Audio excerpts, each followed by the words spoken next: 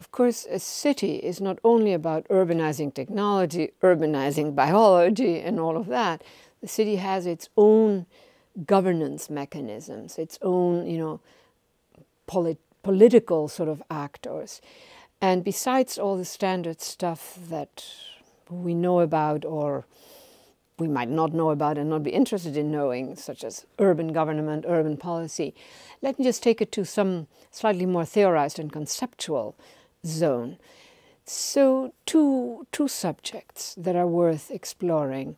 One is the notion of making change in the city. Now, when the global city emerges, partly it is the result of a kind of almost brutal change by extremely powerful actors. One way of describing it, there are other ways, one way of describing it is global finance becomes very powerful. Global finance, it turns out, no matter how electronic it is and how digitized, needs a territorial foothold. And when it, if you want, lands on urban ground, it turns out, secondly, that that territorial footprint is rather large. It grows, it grows. Now, out of that comes this whole notion of gentrification, of course. It reinvents central space. It makes what was peripheral space. Think of Times Square in New York City. Think of so many equivalent places in many of our cities. It reinvents it as central space. What does that mean? You get rid of everything that was all the little shops, all the little or big prostitutes, out, and you create big corporate towers. Horrible, really, but. So in all our cities, if you measure the footprint of what is central space in the 1960s and the 1970s, before this era begins, and cities were mostly poor actually and broke, compared with where the footprint is by the time you're in the year 2000, it has expanded. And it has expanded at a cost. We often call that cost gentrification, the making of homeless people, displaced people, etc., etc. Now, there is a governing that happens in that brutal, in a way, process. It's a governing that doesn't run through city government, or very little so. It runs through the projects of actors who have the power to house, to locate their project, the needs for their project in a city. Big firms have that, financial firms have that, stock exchanges have that, also very powerful national government institutions, etc., etc. For instance, the last one, the national government institutions, the whole new surveillance system. In the case of the United States, what we know, we don't know what we don't know, it takes 10,000 buildings that have been counted. That is what we know, over 10,000 huge buildings all over the country that are full-time surveillance of emails, of correspondence, of activities, of meetings of citizens. So there are a whole set of very powerful actors. They're mostly private, but they can also include government, who actually govern urban space through their material needs for that urban foothold, to have a foot in urban space. So that's one very significant mode. A question that I cannot help but ask is, and what about the powerless? What about those who are displaced in this process? Do they also make a history in these cities? Do they actually have a power to make the political? Do they have anything? Or do they just become totally displaced and invisible? In the city, I find those displaced people, those powerless people, those who are not part of that vortex of growth, they actually can make a history. They can make a politics. They can be present to us, to power, in a way that when you have a huge, when China buys 3 million hectares in Congo and 3 million hectares in Zambia to do one thing, to grow biofuels, to grow palm to make biofuels. It evicts, because that's a plantation, it evicts faunas, floras, villages, rural manufacturing districts, smallholder agriculture. Nothing is left. Is that still Zambian territory, or is it land that is going to be execute a production function? Well, those people who are expelled, they are in some who knows what zone. They cannot really make themselves present. They become invisible. In the city, the homeless actually were visible. They were there on the sidewalks. Now then they were removed, it's true. But there are other ways in which the powerless can be present in the city. And in that sense, the city is an incredibly important political space, also for the homeless. For the homeless, for those without power, for those who have been displaced.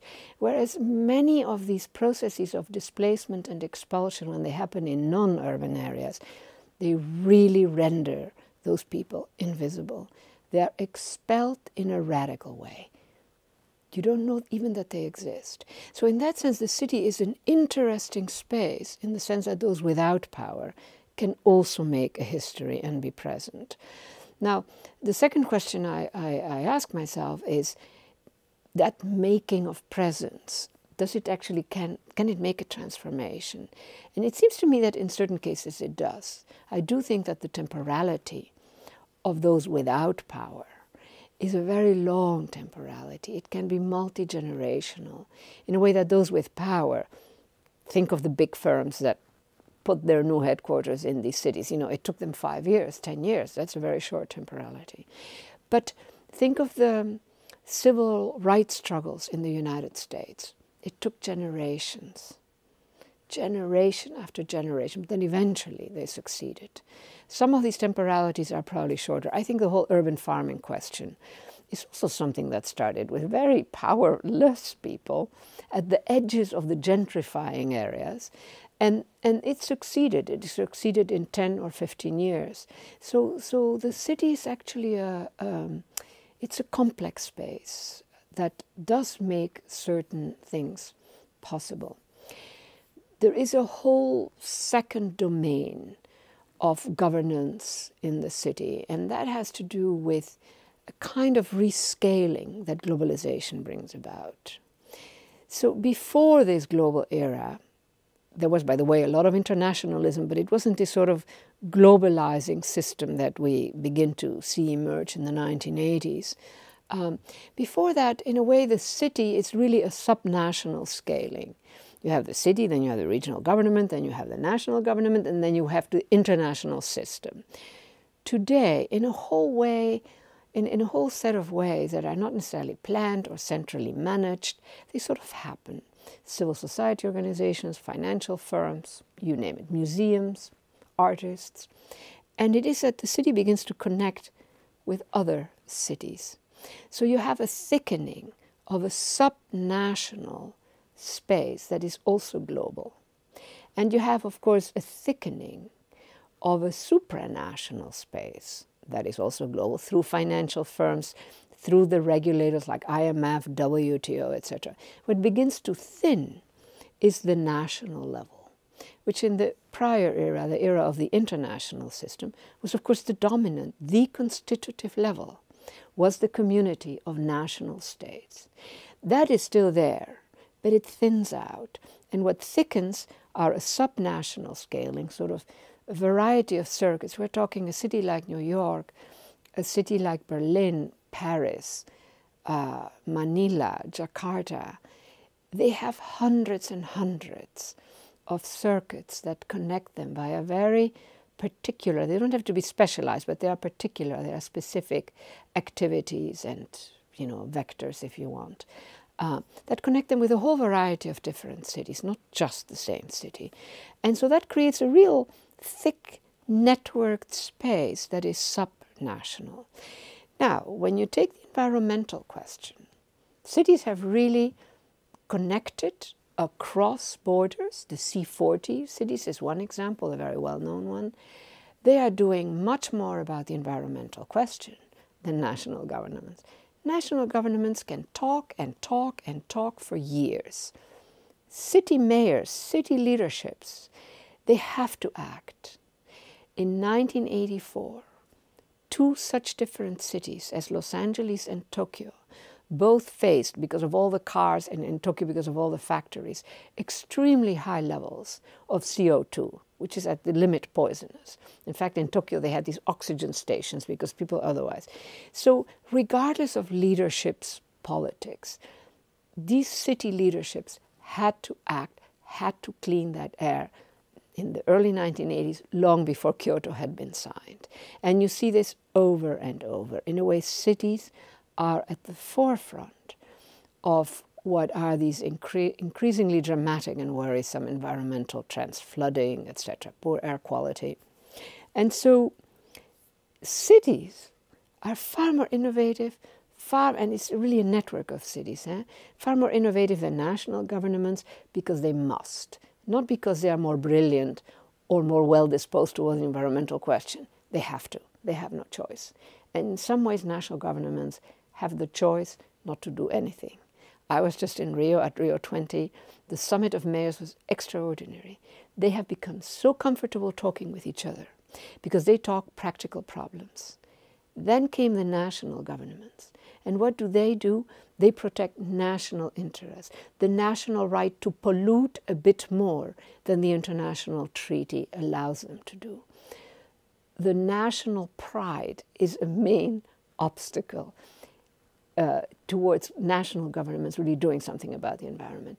So this is a second domain where cities actually collectively play a governance function, not as individual cities, not as part of the hierarchy of national governments, but collectively. They are a governance function because they have to, and there is no better discipline than if you have to.